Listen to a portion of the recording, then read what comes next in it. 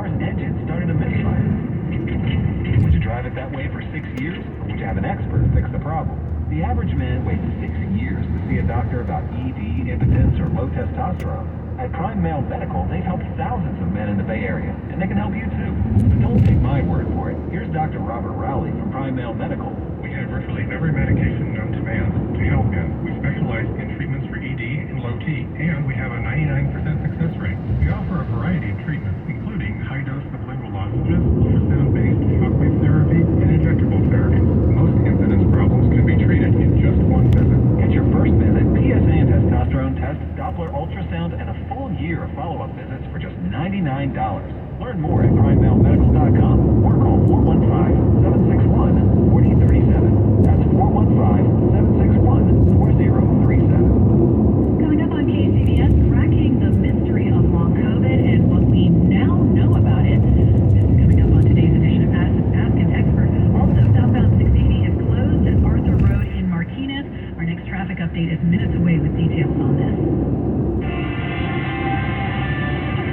We are checking the sports line now at 9:15. Let's see what Ted Ramey has about the A's from the Bay Area Chevy Dealer Sports Desk.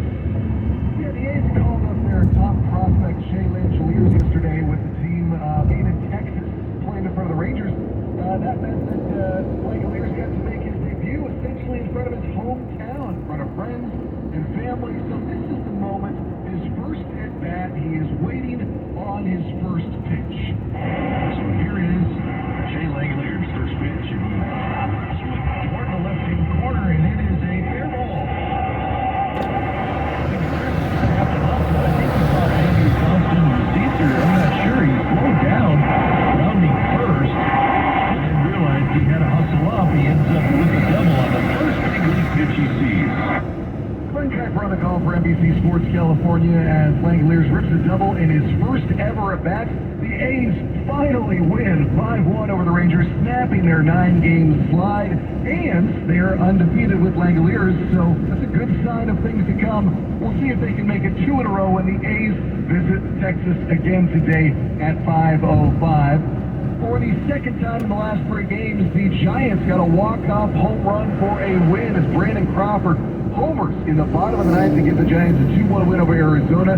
The Giants keeping alive and making a push for that final playoff spot in the National League. They're 4.5 games back in the final wild card right now. Over to soccer, the top American forward Christian Pulisic apparently a target of Manchester United, with the English Tottenham Soccer Club apparently contacting Chelsea, where Pulisic currently plays, about a loan. Manchester's looking for offense. They have yet to resolve the situation with Cristiano Ronaldo, who wants out, and might have a match of Pulisic, who's said to be frustrated with the lack of playing time currently with Chelsea. At the sports desk, Ted Ramey, KCBS. When you want something great, you probably don't want to wait for it, right? I mean, you might even be stuck waiting in traffic right now, and, well, how enjoyable is that? Well, Xfinity has a great new offer on fast internet right now. You'll get unlimited internet with gig speed and supersonic Wi-Fi, too. And get this, there's no annual contract required, no equipment fees, and a 2-year internet rate guarantee. Plus, it even comes with a free Flex 4K streaming box, and it's all just $50 a month when you add Xfinity Mobile with unlimited data, a price that is truly jaw-dropping. The Xfinity Supersonic Bundle. Well, don't wait. Visit Xfinity.com/gig, call 1-800-XFINITY, or visit a store to learn more today. Limited time offer, restrictions apply, requires paperless billing and auto pay. New gigabit internet customers only. Xfinity Mobile requires post-pay Xfinity internet. After 24 months, regular rates apply to all services and devices. Nature Valley has helped restore access to 10,000 miles of national park trails, and we're on our way to restoring even more, because every mile is a new memory. Life happens out there. Nature Valley. If you were stationed in Camp Lejeune, you and your family may be victims of toxic water poisoning. You could be awarded financial compensation, but you must act now. Call 877-560-8555 for your free case review, or visit sickbets.com. That's sickbets.com.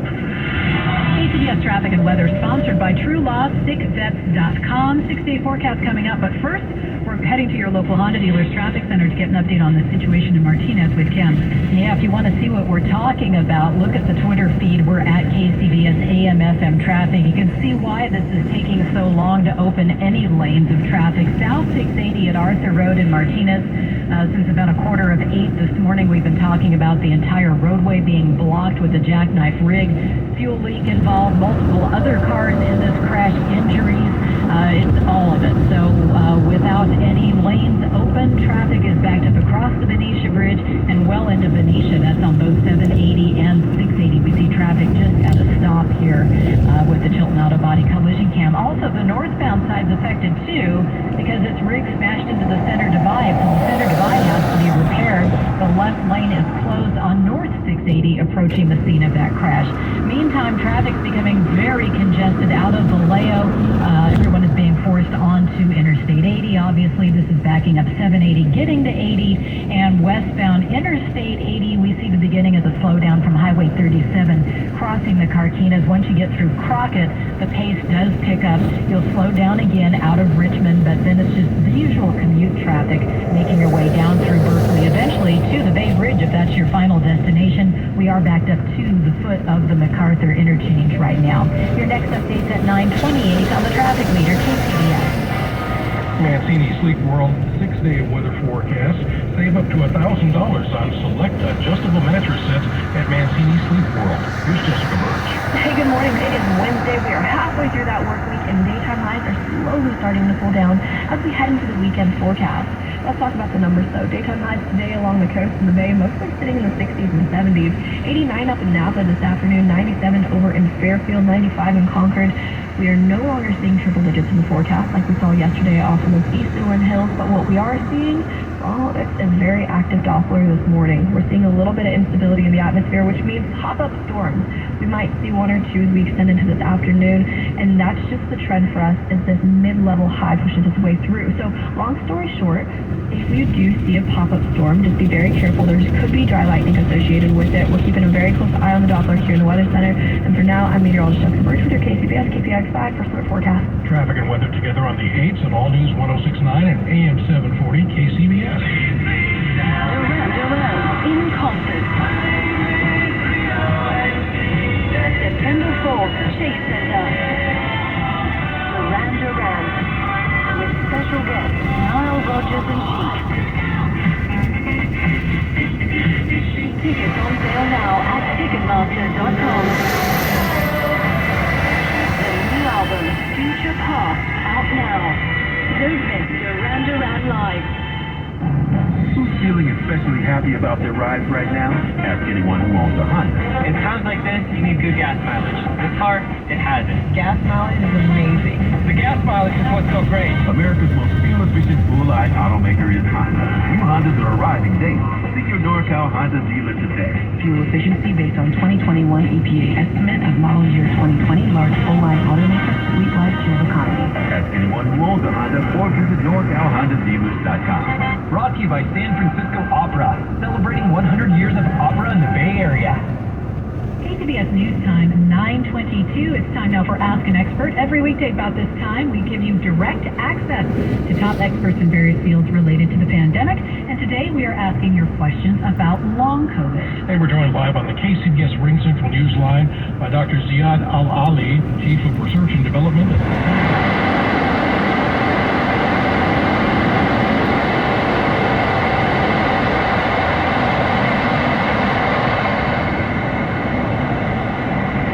KCBSradio.com.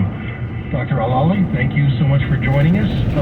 I was fascinated to read that there are certain features in long COVID that may be common as well to chronic fatigue syndrome. Is that right?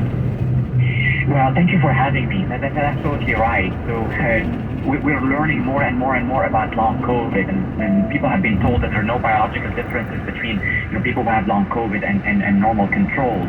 Now we're beginning to understand now that there's actually quite profound differences in several biologic parameters, including low cortisol level, which is also common in people with ME/CFS or chronic fatigue syndrome. Absolutely. So are we getting any closer to identifying what might be the drivers of long COVID?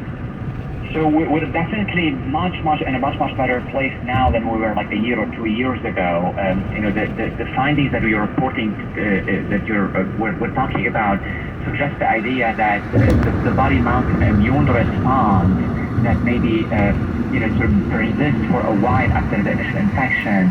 That may be driving some of the manifestations of long COVID, some of the consequences of the initial infection that manifests in brain fog, fatigue, and all the symptoms that people experience in long COVID. So then would treatments for chronic fatigue be helpful in long COVID? So that needs to be trialed, that needs to be addressed, plausible, but that needs to be really addressed in clinical trials. And we need those clinical trials literally yesterday. People have been, growth of millions of people with long COVID throughout the United States, and many more around the world. And so far we have zero treatment for it. So I think that's really called for the urgency to develop trials as fast as possible now to test those therapeutics, to learn what works, to learn what doesn't, to help people with long COVID. They've been waiting for a long time already. They've been waiting for a long time already. I think we certainly need treatment, need to figure out which ones work, which ones don't, as soon as possible. In addition to treatments for chronic fatigue syndrome, are there any other potential therapies that scientists are trying or experimenting? Sure. So there is this idea that antivirals during Paxlovid, that if people take antivirals initially during the acute infection, that might sort of suppress the virus and then reduce its ability to really resolve long COVID. So that again is a hypothesis. It's maybe plausible and needs to be trialed. So there is all this piece of therapeutics, including antivirals and perhaps also monoclonal antibodies, that if taken in the acute phase might ameliorate or reduce the risk of long-term consequences. But I have to warn people here, this has to be trialed. We don't know this yet. We know that it's maybe a plausible hypothesis, and it certainly needs to be examined in randomized controlled trials to learn which ones of these things really actually work and which ones don't. Well, we have some listener questions here, and I want to start with this one because I think it's very basic and a lot of people want to know. How soon after you have an infection, when you think you should have gotten past it, how long before you know you have long COVID? So definitions vary. The infection is not really supposed to last more than 2 weeks or 3 weeks. And if you feel after the 4th week, after 30 days, after a month has passed, if the person is still having brain fog or fatigue or some other symptoms, those could be manifestations of long COVID. We are speaking with Dr. Ziad Alali, Chief of Research and Development at the St. Louis VA Hospital and Director of Clinical Epidemiology Center at the Veterans Affairs St. Louis Healthcare System. If you've got a question, please email us at askus@kcbsradio.com. Another listener question here, Doctor. Do you think the terminology of long COVID is sufficient to describe its breadth, or do you think there should be more definition between what kind of long COVID you have or the symptoms you experience? I really like the term long COVID. Long COVID was actually coined by the patient community who themselves alerted us that they're experiencing all these problems after the acute phase of the infection. So I think really the term long COVID is really very important, and I think it's really encapsulated, it's defined correctly, it's really encapsulated all the potential sequelae that can happen after the acute phase of the infection and may last for a long time. Now, having said that, there's still, although we've learned a lot about years, 1.5 years, we're still in the early phases of fully understanding it. And when we fully understand there might be different types of long COVID, maybe long COVID type A, or long COVID type B, or long COVID type C, and those may have different manifestations, also may respond differentially to treatment. All right, Doctor, we're going to ask you to hold on for just one moment. We've got a big traffic situation in Martinez, so let's go over to your local Honda dealer traffic center to get an update on your driving situation on Monday. Unfortunately, nothing is getting through, Melissa. This is on the southbound side of Arthur Road at Jackknife Briggs since a little before 8 o'clock this morning. Across all lanes of traffic, a fuel spill waiting for that to cap. There's also injuries involved, multiple cars involved in this crash, so all lanes are still shut down, backing up traffic into Benicia on both 780 and 680. use westbound 780 to access Interstate 80, although there is a crash near Glen Cove, but that's up against the center divide still. That's slowing traffic trying to access Interstate 80. Westbound 80 is now backed up well into Vallejo from Highway 37 trying to get down to the Carquinez Bridge, but it begins to loosen up once you approach the span. The rest of the East Shore Freeway